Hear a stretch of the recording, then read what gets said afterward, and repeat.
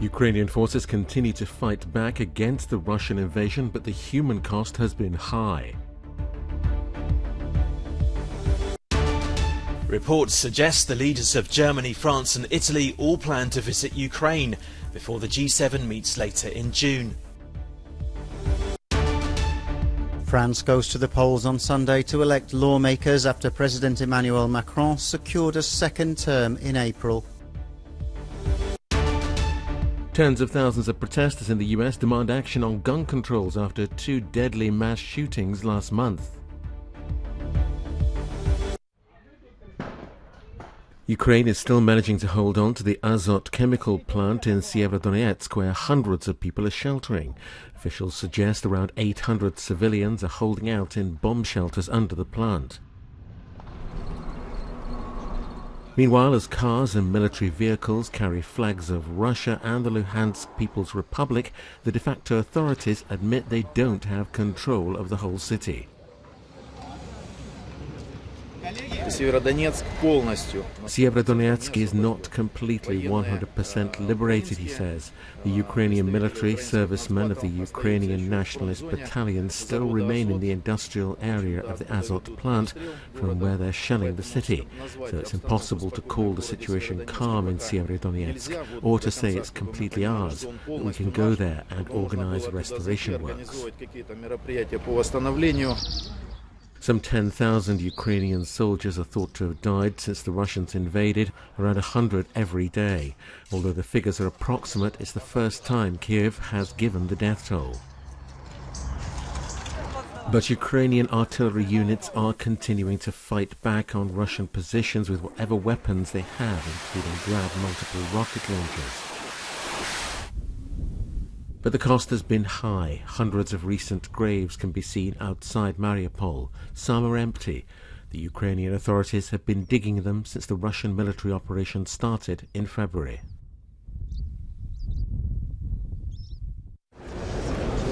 The German newspaper Bild am Sonntag reported on Sunday that Chancellor Olaf Scholz, French President Emmanuel Macron and Italian Prime Minister Mario Draghi will all visit Ukraine before the G7 meets at the end of June.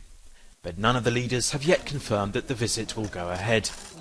Meanwhile, Ukraine's President Volodymyr Zelensky continues to argue that Ukraine should be allowed to join the EU. I am sure that we will soon receive an answer on the status of a candidate for Ukraine, he said. I'm convinced that this decision can strengthen not only our state, but the entire European Union. And just what else needs to happen in Europe to make it clear to skeptics that the very fact of keeping Ukraine outside the European Union works against Europe. European Commission President Ursula von der Leyen was in Kiev on Saturday, where she met President Zelensky and discussed Ukraine's desire to join.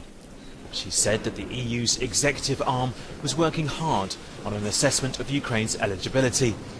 5 countries are currently official candidates: Northern Macedonia, Montenegro, Serbia, Albania and Turkey. France goes to the polls on Sunday after April's presidential election that saw Emmanuel Macron win a second term in office.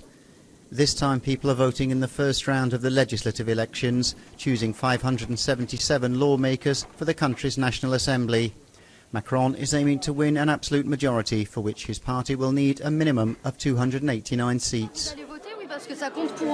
Yes, I want to vote because it's important for our future, but I don't know who to vote for. I started to say to myself that I'm going to stay with what I voted for in the presidential elections, to validate the ticket I gave in the presidential elections and to stay consistent, but that's all. I don't have any more conviction other than that. Polls are due to open at 8 o'clock in the morning and close at 8 o'clock on Sunday evening. Almost 49 million people are registered to vote, but some observers think there could be widespread abstentions. They also say a large number of people staying away could work in Macron's favour. The second round of the poll is due to take place a week later, on June the 19th.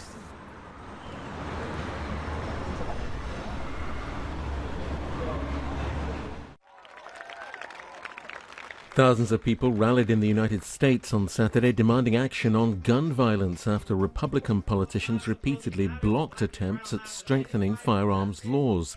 It follows two mass shootings last month which jointly claimed the lives of 31 people, many of them children.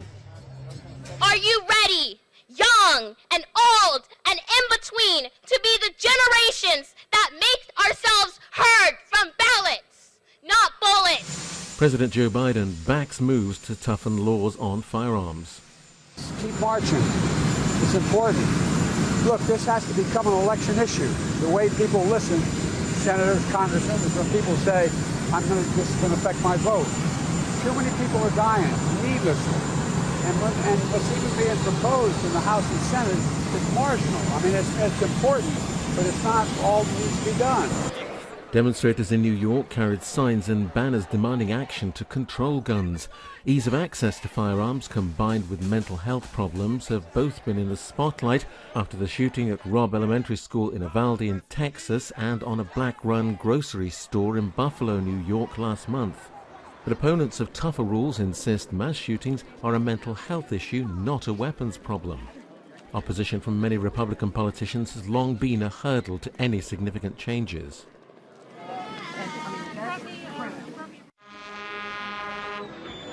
After a 2-year hiatus, Roma Pride returns to the Italian capital. The event, which was first held in 1994, now attracts thousands of revellers. And after years of scant municipal support, Rome's centre-left mayor joined the crowds. In Thailand, an historic moment for the LGBTQI+ community. A celebratory march made its way through Bangkok last Sunday for the country's first Pride parade with local government backing. It comes as the government considers increasing rights for same-sex couples. And in Nepal, hundreds marched alongside security. Nepal has some of the most progressive policies for the LGBTQI+ community in South Asia, but the law still does not allow same-sex marriage. Young activists say it's not good enough and vow to keep fighting. The new National Museum in Oslo opened its doors to the public on Saturday and becomes the Nordic region's largest cultural building. Among the guests at the official opening dinner were Queen Sonja, Crown Prince Haakon and Crown Princess Mette-Marit, Crown Princess Mary of Denmark, Prime Minister Jonas Gahr Støre, other government ministers and architect Klaus Schuberg.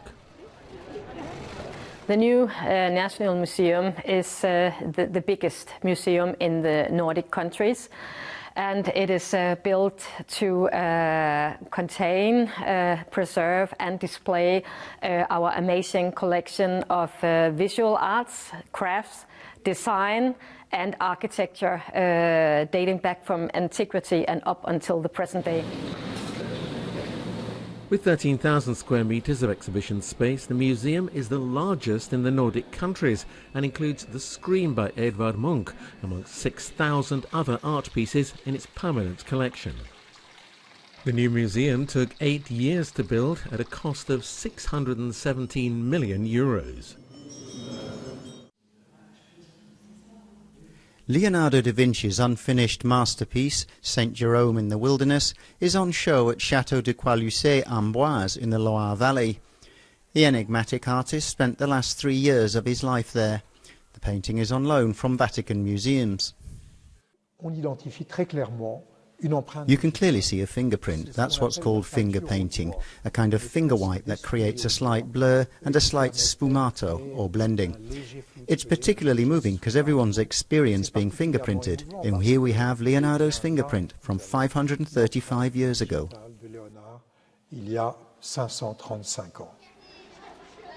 François Sambry says many questions remain unanswered, which is what makes this work so enigmatic, both to the public and the experts. Is it a commissioned work or one of devotion? Is it from the Florentine period, so before 1480, or from the Milanese period after 1480? Mystery and speculation over da Vinci's St. Jerome in the Wilderness is likely to go on and on.